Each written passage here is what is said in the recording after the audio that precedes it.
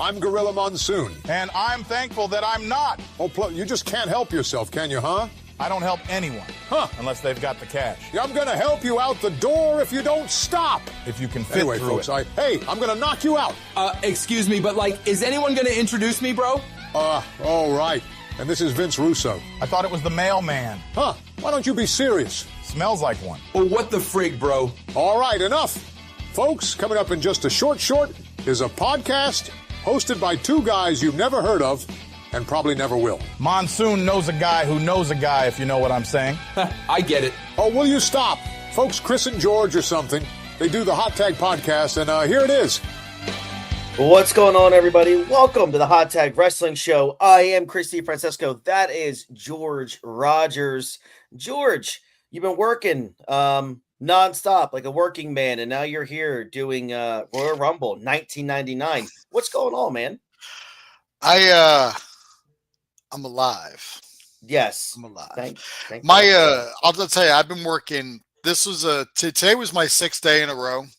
I work at Amazon, as some people may know, and my building particularly has everybody on 60-hour work weeks. I only have one day off a week until Christmas, which is Thursdays, which is tomorrow. So I was off last Thursday for Thanksgiving, and I've been working straight through since.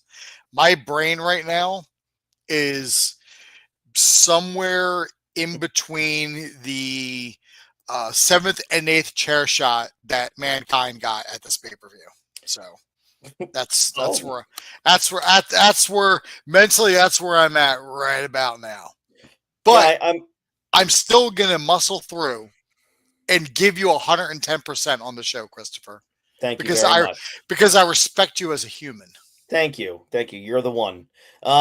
So what we wanted to tell everybody, this is just kind of how George and I work with these things. I think I texted you, what was it, 2 nights ago? Monday. I think I said, hey, you want to just take a break, a pause right now of 97, and since we're in December, you want to start, running through some Royal Rumble reviews, stay topical, and there's some really good ones. And he said, please. So I got the hint there. And then I rattled off which Rumbles I was thinking of. And I wanted to go in succession. I wanted to go 99 through 02. And I said, that's what I was thinking. What Rumbles did you want to do?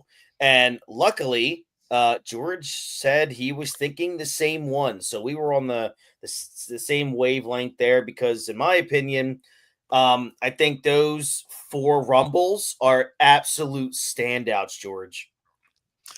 Yes, I will agree. I will wholeheartedly agree with you on that. 99 stands out. Probably, I would say like this, it always gets a lot of attention, but probably for the wrong reasons. I agree with you. I agree. But this, I will tell you this right. I mean, I know we'll get into it, but what I loved about the 99 Rumble was the build to this pay-per-view. Yeah. There was a legitimate build to get people excited for the event. And it's one of my favorite. It's one of my favorites. Just the different segments and things that would go on leading up to this event was fantastic. Hands down. Yeah, it was terrific. Let's go to. I'm gonna try to find the buy rate here. So the buy rate for the 1999 Rumble, I had it up here and then it reloaded. Okay, 650,000 buys, which is the second highest of the entire year, behind only WrestleMania, but only by 150,000 buys. So this Royal Rumble, man, I mean, it was hot. I mean, the company was rolling by January of 99. So, we're going to talk about that. Basically, this is the 12th Royal Rumble. It came at a time, like I said, George, the WWE was absolutely just on pure fire, man. I mean, it just unreal, like the business they were doing. Like I just said, this Rumble had 650,000 buys. They were a net that by this point, they were now officially just whooping WCW in the ratings. And the main reason is because of the absolute piping hot feud between Stone Cold Steve Austin and Vince McMahon, who just 2 years prior to this, George, was announcing the show. Talk about a little bit, how big of a deal, for those of us who lived it, George, we're going to have people that are watching the show that are way younger than us. Let's, George, kind of hint and give an overview on how massive this rivalry was in 1999. I mean, I think it was at its apex in 1999. Yeah. That's the thing. I mean, you mentioned just 2 years prior, Vince was announcing. It wasn't even 2 years. I mean, at this point, we're in January of 1999. He's done announcing by October of 97. Of 97.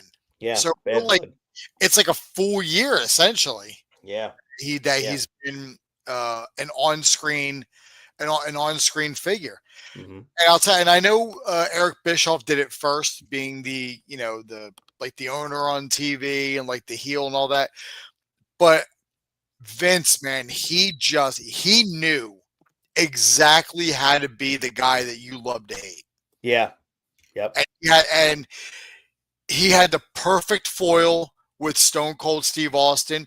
We got a little bit of it in late 98. Well, before Survivor Series with Rock, because we got a little bit of that tease of a face turn with Rock after he left the nation, because I remember I think it was leading up to Survivor Series. Vince was trying to start shit with The Rock. He's the People's Champion. Well, I have a problem with the people. They looked like there was something there, and then Rock obviously, complete 180, teams up with Vince. Nobody really saw that coming. But 99, Austin and McMahon, holy shit. Yeah. I mean, I think we can pretty much confidently say, obviously it's a team effort, it's a group effort, but I mean, Vince and Austin storyline single-handedly, I believe, turned the tide in the Monday Night Wars. Am I too much there? No, I think you're pretty much dead on. Because I mean, I'll tell you one thing, they got the bump from Austin. Yeah.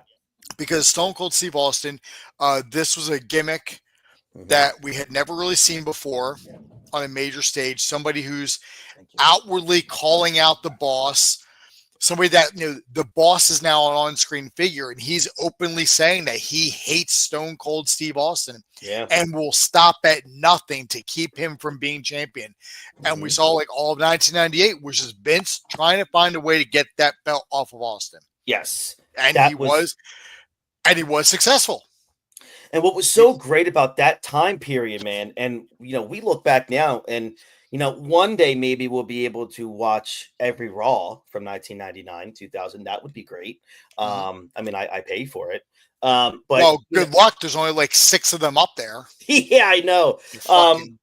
This fucking company they have the balls. All right. They have the fucking nerve to want to charge people $30 a month on this goddamn ESPN app for these mid-tier fucking shows and then not give me all of the Raws on Netflix. Fuck you. Yeah, man. I agree. I hope Aaron Manuel, I hope he does not have I'm going to keep it PG.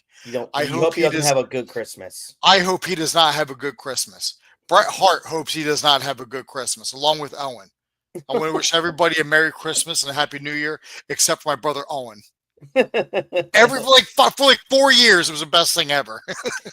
So my favorite thing about looking back at this era, and as they're leading up to this pay-per-view, you're seeing a lot of highlights from Austin and McMahon.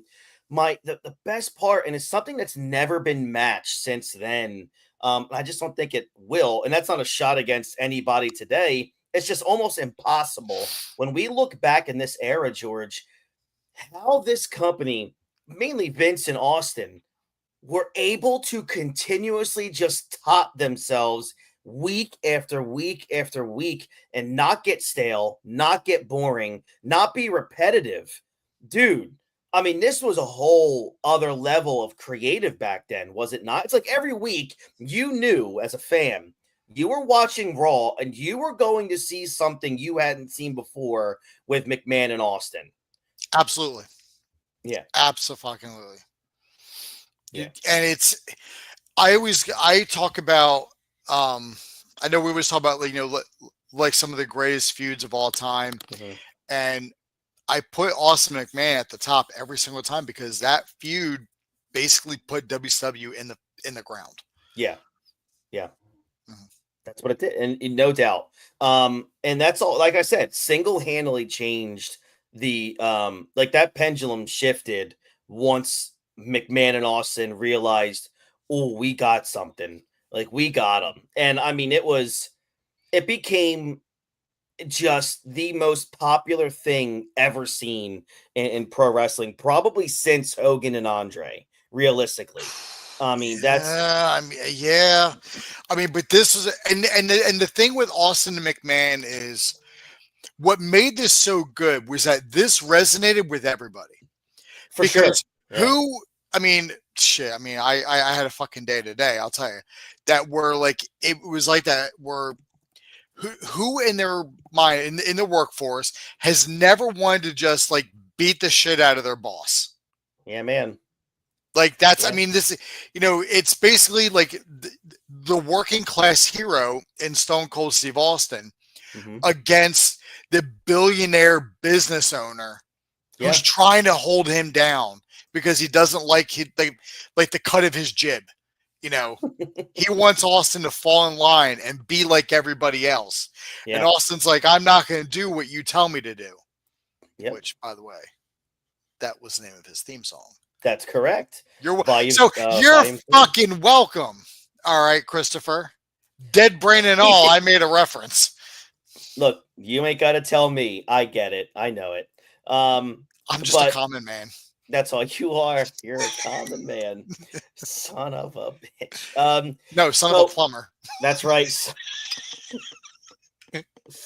All right. So like I said, it was a really big deal to have Vince McMahon in this match along with Austin because, again, prior to this event, Vince never wrestled. And then you move into, what was going on with The Rock, who at the time is the heel corporate champion.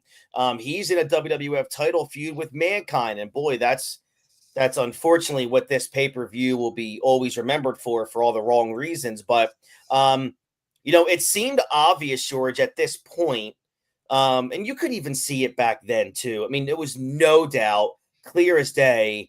Rock and Austin was the plan for WrestleMania 15, no matter what. Yeah, that's. I mean, that we're on a collision. I mean, it's it could have gone a couple ways because it could have been Mankind and Austin, and could have been Rock and Austin. It could have been a triple threat. We could have had Rock, Mankind, Austin. That would have been money. That would have been great as far as I'm concerned. Yeah, yeah. It's weird. It's weird how we never got that. It's a good point, actually. That's actually really surprising to me. We never got our legitimate triple threat of Austin, Rock, and Triple H, and we never got triple threat of Rock, Mankind, and Austin. Like, as far as I'm concerned, these would have been, I know we said like main events anywhere. These would have been money main events. Right. No doubt. So yeah, when you look at it, I'm just going to give you guys, before we get into it, just how massive year over year this business was from the 98 Rumble to 99. From a business perspective, the WWF, like I said, was on just pure fire at this point. And this Royal Rumble event got more pay-per-view buys than any other Rumble in WWE history, except for 2002, which we'll be covering and probably by the new year. This show did 650,000 buys, George, which is just about 300,000 more than the 1998 Royal Rumble. That is how hot this angle in this company was at this point. It also shows how far down WCW was going by this point of 99. It's so wild when you think about only like a few weeks prior to this. Yeah. Was the infamous Finger Poke of Doom, which was also the same night that Mankind won the title for the first time. Right. they always say 300,000 people change the channel. Well, because of that, you can probably make the same correlation that 300,000 people bought this pay-per-view. Mm-hmm. And that probably didn't buy fucking sold out. You're right. No, I think you're spot on about that. Going into this Royal Rumble match, one of the big things was the $100,000 bounty that Vince placed on Austin. The announcers really drove that point home in the build to the show. It was part of the whole stacking the odds against Stone Cold Steve Austin. I remember watching this Rumble back in 1999. Again, I was, just about to be 13 years old. So it's not like it's hard for me to recall. I very much recall watching this live and thinking, by the time we got near the end, I'm like, oh, this is a pretty crappy show. So I watched it again, almost twice fully through now in the past few days. We'll see if my thoughts changed at all. I don't think they did. Yeah. All right. WWF Royal Rumble, January 24th, 1999, from the Anaheim Pond in Anaheim, California. The Pond, man, has had some very historic events. I mean, WrestleMania 12 took place at the Pond. That's always been a hot spot for the WWE. Not as hot as the Cow Palace. Nothing is as hot as the Cow Palace. Nothing as hot as the Cow Palace. So we get an opening video package focusing on the Royal Rumble match with Steve Austin in the number 1 spot and Vince McMahon going to be number 2 in the match. Again, like I said, there's a $100,000 bounty on Austin if somebody is able to eliminate him. This is also, by the way, this is the first time we hear the theme song, No Chance in Hell, which ends up becoming Vince McMahon's theme song forever and ever, George. And the tagline for this show. That's right. No man. Chance. I will say that when I talk about the build for this pay-per-view and like how good, especially the build for the Rumble match was basically built solely around Vince screwing Steve Austin to keep him from the title and stacking the deck against him. Drew number 1 live on Raw. That Austin was going to be number 1. And then Vince trying to like swirl his way into being number 30 in the Rumble. Yep. By having the corporate battle royal. Yeah. And before I jump into that, the training montages of Shane putting Vince through the training, like working out in the like working out in the gym at Titan Towers, and the chasing the chicken around. In the snow, get that chicken, make the colonel proud, like that. And then the corporate battle royal of DX and the corporation and Vince, eliminating Boss Man and Triple H and thinking, he's big man on campus. He's showing off the guns. It's the first time we're seeing Vince in the tank top, showing off that, this physique for a 50-year-old man. Yeah. And then like that, I'll never forget the look on his face when the buzzer goes off again and Chyna walks out, because it was unheard of that a woman was going to be in the Royal Rumble. Yep. And Chyna comes out and like, I remember like Patterson and Briscoe tried to stop her. Yep. And like she's walking around ringside and Patterson's sitting there. Patterson's like, don't make me hit you. And Shane's like, whoa, easy, Pat. And then Chyna ends up hitting both of them. Austin comes out to distract McMahon, and Chyna throws him over the top rope. Yep. Chyna becomes number 30 in the Rumble. First woman to enter the Royal Rumble. Yep. Amazing shit, man. Amazing shit.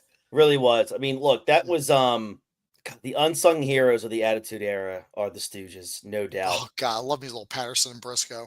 They were just amazing. Get coffee for Mr. McMahon. The theme song for the show was No Chance in Hell, which obviously we know ended up becoming McMahon's theme song. Good pyro display to start by the entrance. The announcers are Michael Cole and Jerry the King Lawler. This was a time when JR was out, who's suffering from for a few months from Bell's palsy. He would return, however, by WrestleMania. The Road Dogg makes his entrance with the hardcore title. Road Dogg did his usual intro full of catchphrases. Dude, I mean, when that opener for the Outlaws hits, dude, man, pop. Just pop is the best thing I can say, man. Pop for fucking days, man. Yeah. Like, yeah. Road Dogg doesn't even need to say anything because the crowd just does it for him. Big Boss Man's up next, and we don't get any reaction, which was sad. Zero. Yeah. Or as our tribal chief would say, right, no pop. Right, that's right. But regardless of no pop, at just about 12 minutes, Big Boss Man gets the win by straight pinfall with a Boss Man slam. They got through it. I mean, that's the best thing I can say. I thought the finish was flat. It was decent at the very best. I do think it's better to book a more exciting match in the opening spot. This match wasn't interesting, but again, you're starting the show off, in my opinion, you're starting the show off pretty hot because the New Age Outlaws are over like Rover, and you're getting the crowd on their feet just right away, which to me, I mean, that was the Attitude Era. The entrances. I would have flipped the opening match and the second match. I agree with you. That's probably what I would have done because you have two really big over talents in that second match with and we'll get to that now.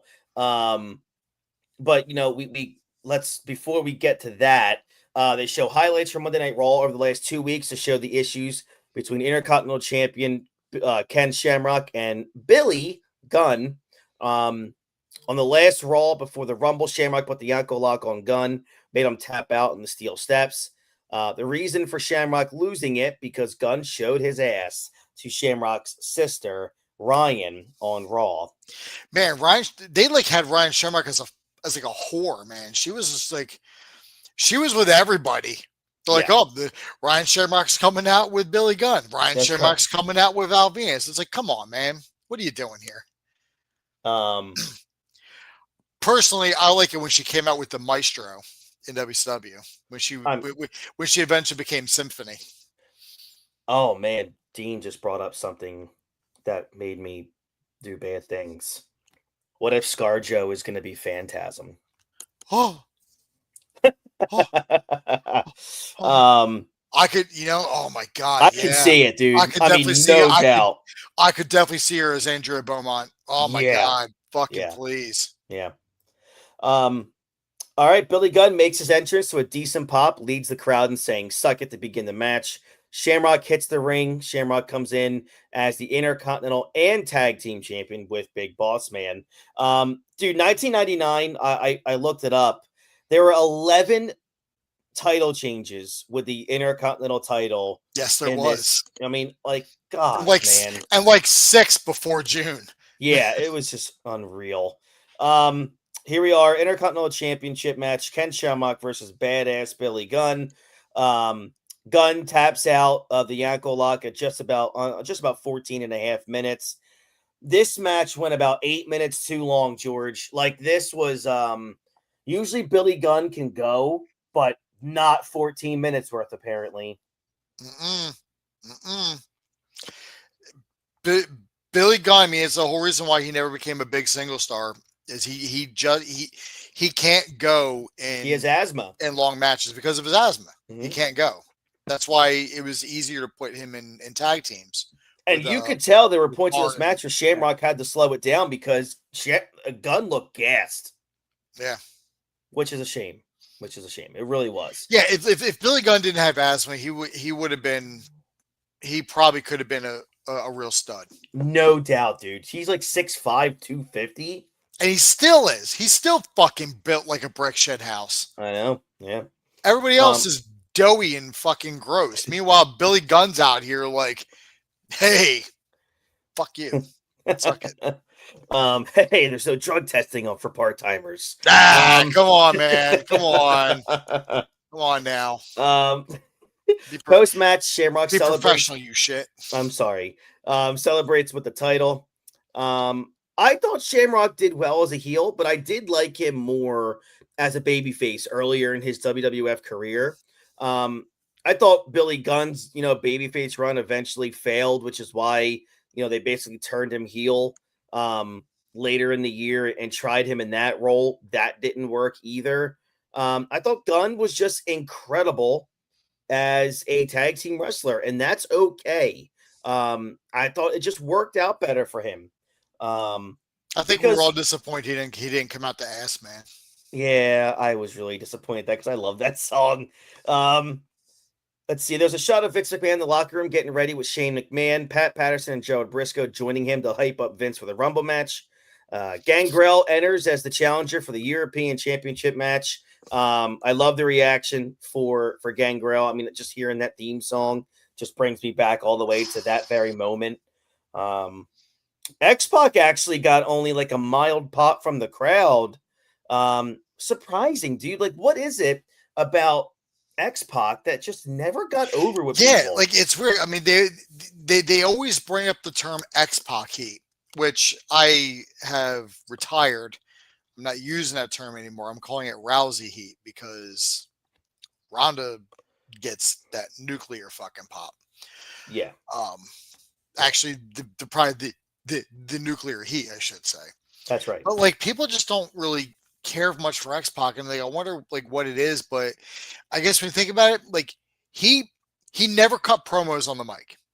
Never. He never came out to hype anything. It was just he came out like with people, did the suck it nonsense, and like the Bronco Buster. But that was it. There was no. He needed a mouthpiece. There's no meat on the bones, man. Yeah, there's nothing. I mean, it's just.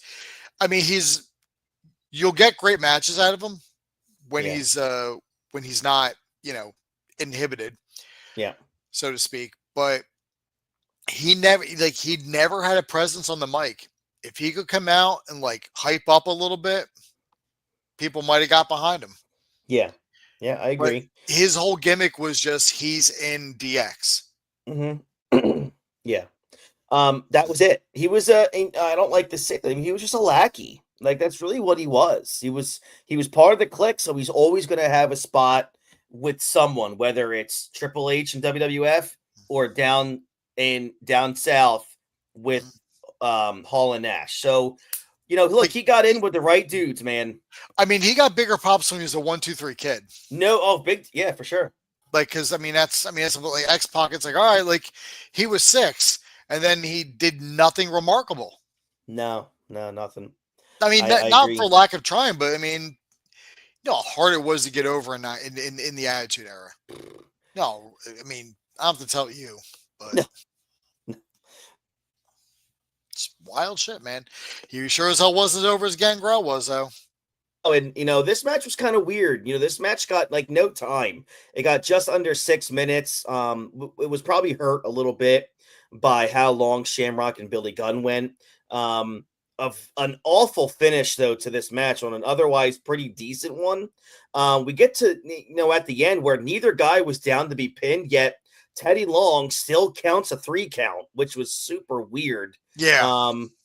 Even though he counts a 3, the match kept going. So I'm like, what is going on here? Gangrel gets a power slam for 2, so there's a near fall that they were probably supposed to do. X-Pac gets a kick to the chest. He goes up the top rope, off the ropes hits the X Factor, gets the pin. This match I thought should have, again, gotten more time. I thought they worked pretty hard. X-Pac hit some really good moves while Gangrel kept up perfectly with him. The botch finish was just weird, but I mean, it was an okay match. It wasn't anything special. I don't think it's a match that really should have been. I thought this was definitely a match that probably should have just been a Raw match, man. I don't think it was Royal Rumble quality. Should have been a heat match. Yeah, no doubt. So no doubt. Hey, what's going on? What's going on, man? Thank you for joining us again. Hey, yo, survey time. I love that. That's really good. Survey says one more for the good guys. For the good guys. There's an interview with X-Pac. That's right. There was an interview with Triple H, Road Dogg, and China with X-Pac joining them later. Hunter said that they're as tight as anybody can get. But it's time for I don't believe him. That's right. But this is for the WWF title and $100,000. So it's every man for himself. And then China comes in and says, and every woman. By the way, I just want to say, chalk line, maybe come out with some shorts like Triple H's green and black pants here. Just saying. Let me get I thought that. you were about to say, I thought you were about to say Chalkline come out with some shorts like China's. I'm in. There we go, Christopher. That's right. Shane McMahon was introduced as one of the owners of the World Wrestling Federation. He's getting booed out of the building. Right out of the fucking building. All the way back to the Cow Palace. Music, but he's here to introduce us to the next WWF Women's Champion, Luna Vachon. When did Luna Vachon join the corporation? Like, what the hell is even happening right now? Hey, I don't know what this is, man. But we get this match here with Sable versus Luna. I mean, Sable apparently suffered a chronic back injury, will be unable to compete tonight. And then she walks down to the ring. Sable's grabbing her back. It's a strap match. This was awful. Like, it was so bad, George. Oh God, it was bad. It was bad. Terrible shit. And it sucks because in 1999, Sable is capital letters over. So this, I mean, the crowd was so dead for this. I don't blame Sable. I blame the fact that, one, why the hell is Shane out here? He's taking all the heat away. And then Luna, who just unfortunately, God rest her soul, nobody gives a shit about. Luna was in the wrong era. I think, wrong era, man. No doubt. It's a shame because she was just kind of sandwiched in between a couple different, like she unfortunately wasn't around for like the late 80s of like Wendy Richter and like Rocket Robin and like Liliana Kai and all that. And like, didn't really use her with Alundra Blaze and Bull Nakano. And she's just before like the women are about to explode like the next year. Yeah. It's just kind of unfortunate timing, really. Yeah, I know. The woman at the end who interfered obviously would later become Tori. Everyone knows her as eventually being with Kane and X-Pac. That was a pretty big storyline for Sable and Tori later on. Old Tombstone Tori. That's right. Next up, there's a shot of Big Boss Man, Test, and Shamrock talking about how they're going after Steve Austin for that $100,000 bounty. A video package aired to set up Mankind defending the WWF title against The Rock. They traded the title a few times during this period. Mankind won the WWF title for the first time on January 4th, taped 6 days earlier. Butts in the seats. Butts in the seats. So this was Rock's rematch. Mankind said it would be an I Quit match, and the idea was that it would be hard for The Rock to make Mankind quit. The Rock is interviewed by Doc Hendricks. We're still here in 1999. We only got a couple more months left of Doc, and then he goes back to PS. That's right. Rock fires off his normal catchphrases while saying he guaranteed he would prove he is the great one, the most electrifying man in the world today. Rock said he'll be the best WWF champ there ever was. The Rock makes his entrance in a black vest and black track pants because, fun fact, this was his wrestling gear for a few months because he had something called a gynosurgery, which was to remove the fat from his one pec. I think it was his right pec in his chest. So he wore that outfit for a few months. Mankind made his entrance with the WWF title, a pretty good pop. They showed a clip from Heat when they had Mabel, later Viscera, Rock, and Shane McMahon beat up Mankind. I remember this match so well, fucking George. Mabel. Yeah, he was a third man, yo. I remember. Again, dude, like this is one of those matches, George. And I think you're the same way because we talked about it. This is one of those matches that are just kind of burned into your head as a wrestling fan from this era. And it's for all the wrong reasons. Yeah, man. And I remember at, like I said, almost 13 years old, like, oh my God. Like I thought the dude was going to be dead in the middle of the ring. I really did. And like the big thing was that this was like a fit, like the everything that happened backstage afterwards Beyond the Mat, right? Was in Beyond the Mat. Yeah. Which was I mean, in '99, that was like taboo. Yeah. Like, Yep. if you got a copy of that, you're like, oh shit, like you got something you're not supposed to have, brother. Dude, I also cringe at the thought of this match because again, I remember how in depth it was covered on Beyond the Mat, and like for those of you who've seen it, I mean, you know what we mean. It's just hard. And let's get to it.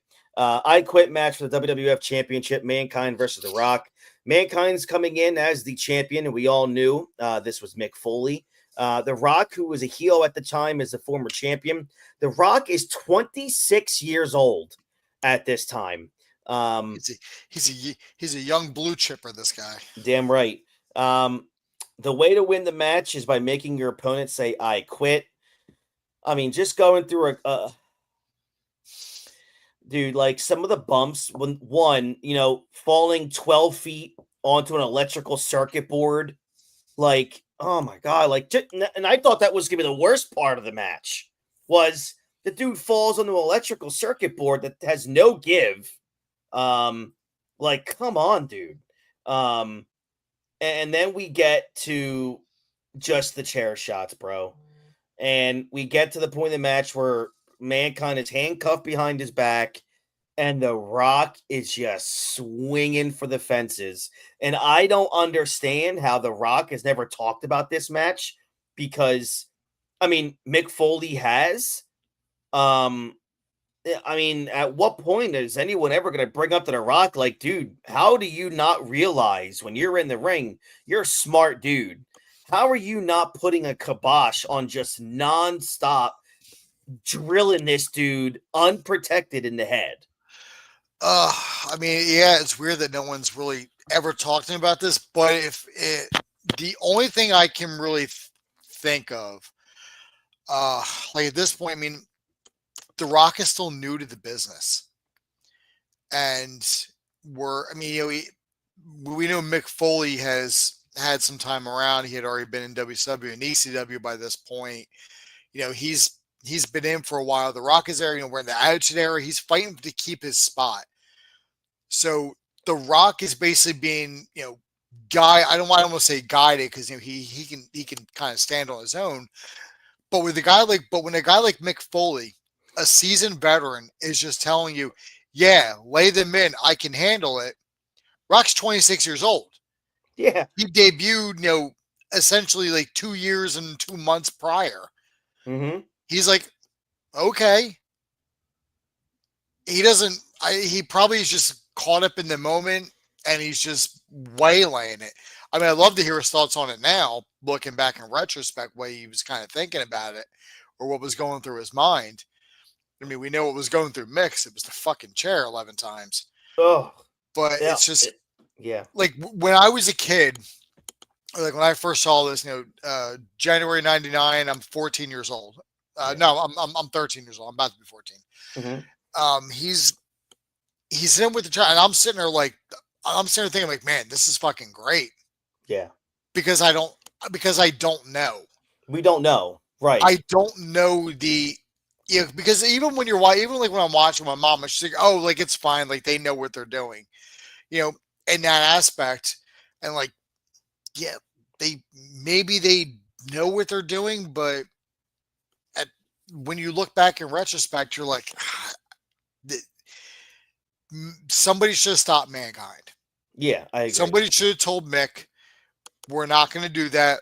We'll do a few, and then we'll just kind of go from there. But I guess in the heat of the passion, and Mick Foley, he'll do anything to pop the crowd because he would sacrifice his body to make sure that those fans in attendance have the best night of their life or have the most memorable night of their life. So he will do whatever it takes to make that happen. I mean, I remember when he was talking about the 2000 Rumble, when he had the hardcore match with Triple H, the street fight. He wanted Triple H to pedigram on the fucking thumbtacks. Yeah. And Triple H is like, I'm not doing that. Because what if the tack's in your eyes and you're blinded? And he says, yeah, but think about the reaction. Right. Like, he was just willing to do anything for those fans. Mm-hmm. And granted, I do appreciate it, but I also would have liked to have had him around for a few more years. Mm-hmm. And you can't tell me those chair shots didn't shorten Oh. his career. Yeah, and we're not too far removed from the Hell in a Cell either. Yeah, that's not even a full year. No. Like we're not having a full year removed from that. No, not at all. So after 11 chair shots, Rock finally puts the murder weapon down, and then he goes on top of Mankind and told him to say, "I quit." There was silence, and then we hear a tape of Mankind saying, "I quit, I quit, I quit." And The Rock wins the match and the WWF title at 21 minutes and 50 seconds. Man, look, again, it was an entertaining match that told an incredible story. But again, like you said, George, it also makes me just sad watching it because of how much punishment this human being and Mick Foley took during the match. It was one of the most brutal matches in WWE history. I'm sure there's a lot of fans that don't even want to watch the match anymore. There's reasons I stayed away from this show for a long time, this match being the main one. It was a brutal ass kicking, man, that Foley took to get The Rock over as the new champion. But I wish it was booked differently.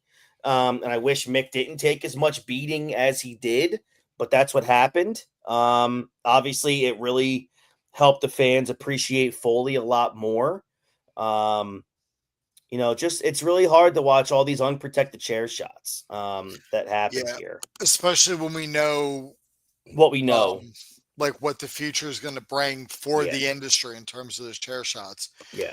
Obviously, we know that the unprotected headshots clearly had that effect on Chris Benoit and what happened with him. Yeah.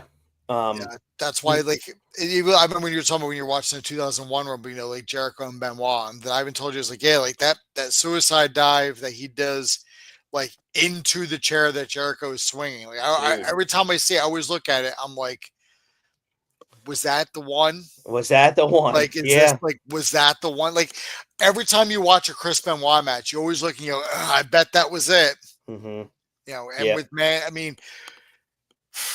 I mean, Mick, for credit to him, he hadn't had anything like that. Right. But I mean, he did have some health problems. So I think when he does go, and I'm not trying to jinx anything, I don't think anyone would really be shocked considering what he put his body through, really just to entertain us. Right. He didn't get a pay bump for those chair shots. Yeah. I mean, Mick has said on interviews before that it was supposed to be like 5 chair shots. Well, he got 5 plus 6. So, and again, back in those days, we didn't know anything about CTE or concussions the way that we do now. Look, overall, it told the story that they wanted to do. It got The Rock over massively as a heel champion. But it is what it is. All right, let's get to the main event here. Let's get to the 30-man or 30-person, 29 men, one woman Royal Rumble match. There's a long video package to show all of the drama between Steve Austin and Vince McMahon over the last few months. Obviously, the big selling point here is Austin's coming in at number 1 and Vince coming in at number 2. They showed a clip from earlier in the night on Heat when Vince slapped Austin, and then he left the ring to get away. And here we are here, man. Number 1 participant, Stone Cold, who just gets a nuclear pop. Number 2, Vince McMahon. Lawler is, on a commentary heavily on Vince's side, which makes this even great. He points out that Vince has never lost a match in his life, while Cole says Vince has never had a match. It's so funny. So Austin opens up by stomping on Vince in the corner, body slam by Austin, stomped in the nuts. Then we get Golga, which is John Tenta, a.k.a. also Earthquake. Number 3, Austin hits a Thez press on Vince. Austin throws Golga out quickly. Vince rolls out of the ring under the bottom rope. Vince chases him into the crowd where they start brawling. Vince runs up the steps to get away from him. The camera shows Austin beating up Vince in the lobby. Vince runs into the ladies' room, probably not the first time, and the corporation is in there. Probably not the first time for any of them either. That's right. They beat up Austin as the camera fades out. Meanwhile, the fourth entry is Draws of the Legion of Doom. He waits in the ring by himself. Edge is number 5, making his Royal Rumble debut. Got a pretty good pop, George. So these people were waiting for him. Yeah, I mean, he's part of the Brood. Yeah, man. We get Gilbert at number 6. Yeah. Yeah, we do. Let's kind of fast forward a little bit and get all the way here. Down towards like number 26 or so. Mark Henry's coming in at 26. Are you gonna gloss over Mabel? You're gonna gloss over the fact that the third man entered this Rumble, eliminated 4 or 5 people, and then got eliminated himself by the Ministry of Darkness? That is correct. Taker did not have a match on this show, but he made his fucking presence known. You're damn right. I like how it was pitch black, and you hear Michael Cole go, "Oh, I think Mabel went over the top rope." Like, how the fuck are you seeing that, you ass? It's on this piece of paper. That's why. Such a face. Test comes out at 21. Meanwhile, they cut backstage and show the Acolytes and Midian putting Mabel into a hearse. Vince says he doesn't think Mabel will ever be the same. It's like he scripted this or something. Meanwhile, the ambulance comes back as Vince's face is one in shock because Austin's driving the ambulance. They show him walking through the backstage area as Vince has such a sad face.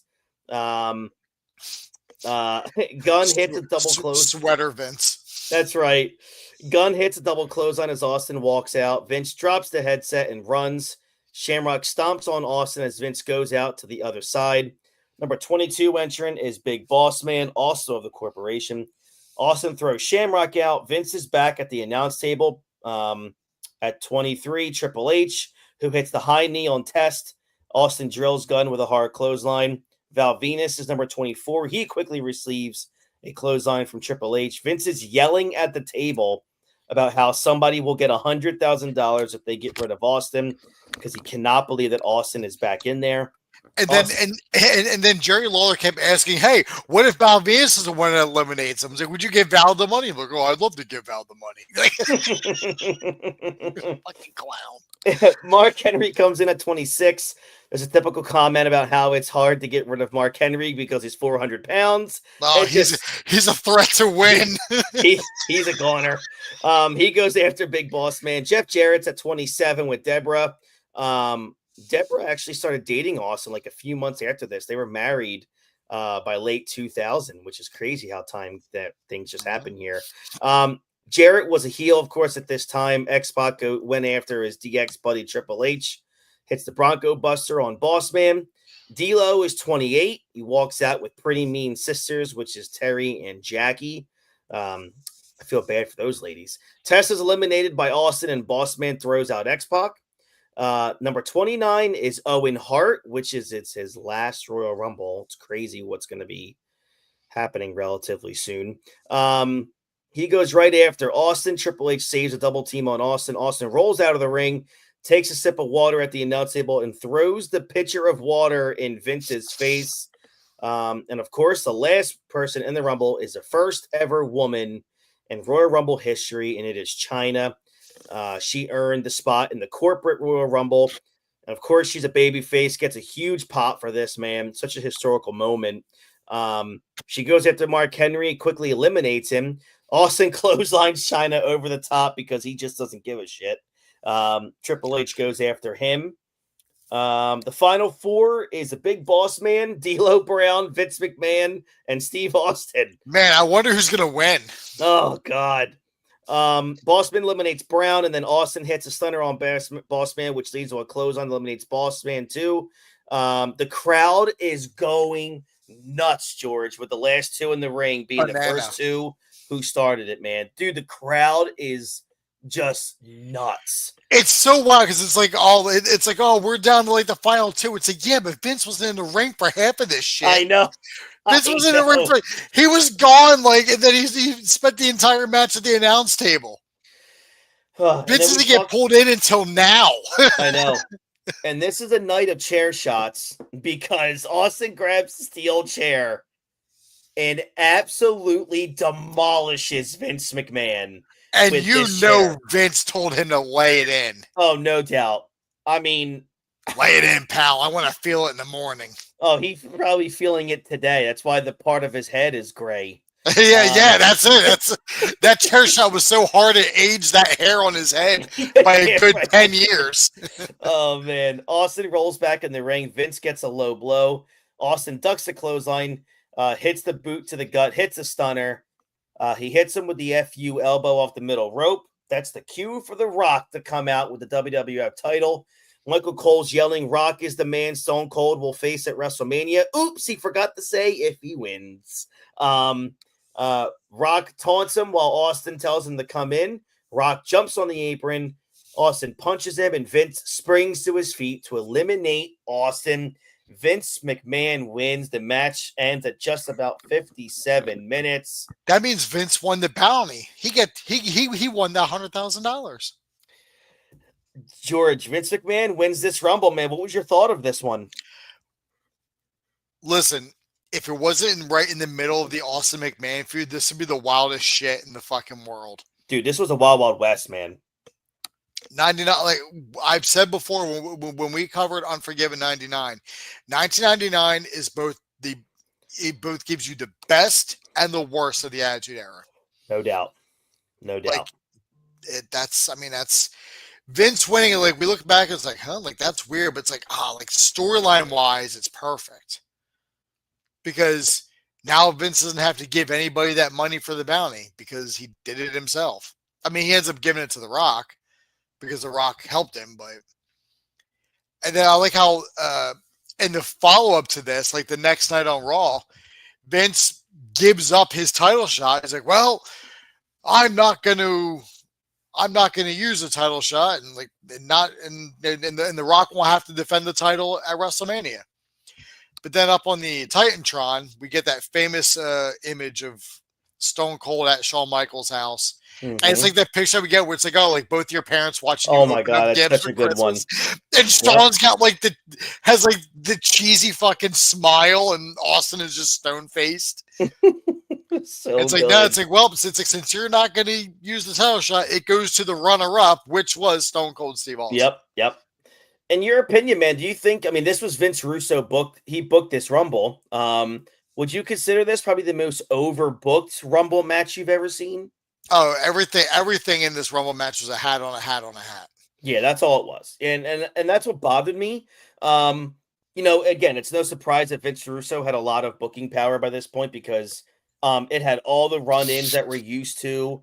The match never had a flow to it like a lot of Rumbles do.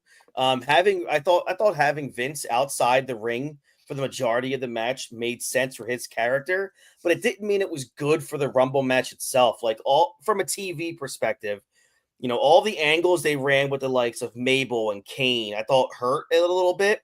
How many camera shots were there away from the Rumble ring? Like the Rumble is all about the in-ring action. Like show the damn match. But again, I'm not going to fault it because the story of this whole show is Austin and McMahon. So that's the focus. I paid money for this show to see the culmination of Austin McMahon in the Rumble. So I'm not going to judge it, but looking back at it from a critical point of view, as someone reviewing a pay-per-view, it was an overbooked mess by Russo on this. Yeah. Absolutely. I mean, everything Russo books has to be filtered through Vince anyway. Yeah, right. But this just didn't work. I agree. The crowd I thought was fantastic. I mean, they popped for almost everything they were supposed to. They even gave, ovations to a lot of the mid-carders who would, barely get a reaction today. I mean, that, again, another sign of how hot the company was and how on fire everyone was. Doesn't mean it was good, but the crowd was almost into so many things. I'll never claim to be the biggest Chyna fan in the world, but I thought it was really cool seeing her eliminate Mark Henry, especially what was going on at that time in 99. So I thought that was a really cool, fresh thing that happened. So that was pretty awesome. I guess, I still think it was one of the worst Royal Rumble matches ever because they completely ignored the concept of the match by having two guys out of the ring for most of it. But so it made the match kind of feel pointless. But again, I'm not going to dock it because we all know the reason we were watching this pay-per-view. So it's an entertainment company. They tell stories, and that's what they did with this match. They were very, very heavily reliant on story and not caring about a quality of match. So that's pretty much how I look at it. And the thing is, there were no main eventers in this Rumble. Agree. So, like, even as you're watching it, like Austin's like, if you legitimately believe that Austin is going to the hospital and he isn't going to be around, who the hell do you think is going to win this fucking Rumble? Yeah, it's the Rumble is full of all mid-carders. Yeah, no doubt, man. As you said, like with that Final Four, it's a joke. It's Boss Man, D'Lo Brown, Vince, and Austin. Like, what's coming. Yeah. Yeah. Like, you knew for a fact it wasn't going to be fucking Boss Man, and you definitely knew it wasn't going to be D'Lo. No. No, sir. We weren't ready for that in 1999. Nope. In fact, you know what? I don't think we've actually ever been ready for that. Yeah. For those of you who know, you know. If I'm thinking in my head right now, and I'm going back to like the winners and the previous winners, they all have had one thing in common. With the exception of the Tribal Chief. Right. Let me see. Actually, I guess you can count. Right. I guess you can count Dwayne. Maybe half. Maybe half a star. I mean, Yoko. Maybe half a star on Dwayne. Yoko won. Del Rio, but Del Rio wasn't black. Shinsuke, not black, but still. But yeah, you're right. Jey Uso, again, not black, but still. All right, so out of 10, George, what are you giving the show? You know what? It's an entertaining pay-per-view to watch, but it is by no means good. Mm-hmm. I'm giving it a middle-of-the-road 5. So that's exactly what I went with. This was similar to the year before where they had a poor undercard and a decent Rumble match, but at least the WWF title match was very memorable. I thought the first hour of this show was pretty bad. I think the story of the Rumble match makes it tolerable to watch, like you said. Again, I said this already a couple of times. I didn't like the structure of the Rumble match, but with Austin McMahon being the story, that was a selling point. And I got that. I understood that, and I enjoyed that aspect. I'll never forget the Rock and Mankind match for the worst reasons. I just wish it was more unforgettable for better reasons. Like in the Rumble match, the only other main eventer who was in that Rumble was Kane. Yeah. Yep. And then even he was kind of eliminated by chintzy fucking Vince Russo circumstances. For sure. If you would have had Taker come as like number 30 and then have him in the Final Four, then you can sort of be like, oh, like, okay, now I really don't know who's going to win this. Yeah, right. Taker gives it an aura to it. It's like, oh, fuck, here comes the dead man. Right. And it would have made sense because he was kind of feuding with Austin a little bit before anyway. So it was just wild that he didn't have a match at all. So, I mean, look, it gets better from here. Royal Rumble 2000 and 01 and 02 are just complete bangers, and we'll get to those beginning next week with Royal Rumble 2000. So yeah, both George and I are at a 5 out of 10.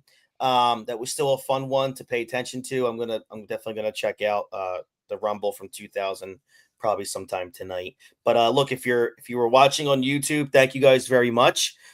Please like this video, subscribe to the channel, and of course ring that little notification bell to let you know when we're going to go live again. Again, George, thank you so very much. This has been the Hot Tag Wrestling Show, and we'll check you guys out next week for WWF Royal Rumble 2000. We're getting into the new millennium here. Very much looking forward to that. All right, everybody. We'll catch you guys down the road. Have a great one, everybody. Take care. Bye.